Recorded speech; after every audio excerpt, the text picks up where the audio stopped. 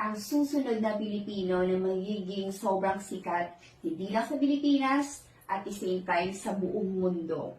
Kasi yung energy kasi ng person na to is magiging stable talaga yung ano niya, yung kasikatan niya. Hindi ko nakikita to nasisikat to na saglit lang. Actually, ang pinapakita nila dito sa Seven of Pentacles and Queen of Pentacles, it means magsisimula siya sa parang kikilala siya sa ano tawag na to, parang first levels, konting sikat, maging medyo sikat, and then maging sobrang sikat etong person na to. At ang kagandahan nito, hanggang sa pagtanda niya, sikat pa rin siya. Hindi to yung tipo na sumikat, tapos biglang hindi na kilala ng mga tao.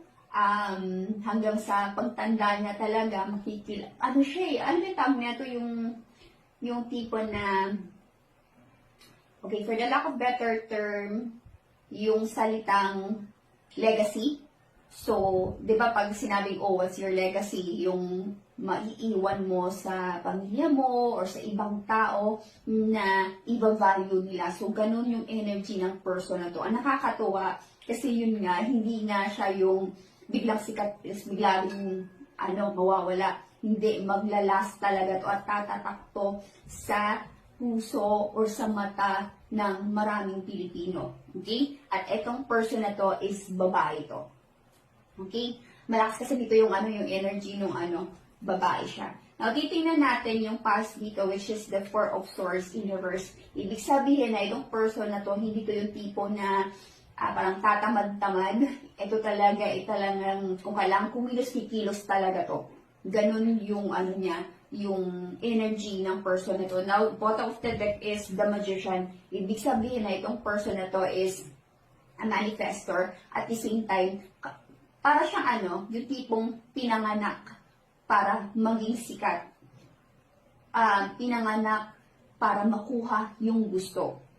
Siya rin kasi yung tipo na pag nag-manifest siya, hindi siya yung apetex lang ako, wala akong gagawin. Iko-combine niya yung manifestation and action. So, hindi niya lang sasabihin, gagawin niya at the same time. Dito pa yung Ten of Swords, which is eto yung strength niya.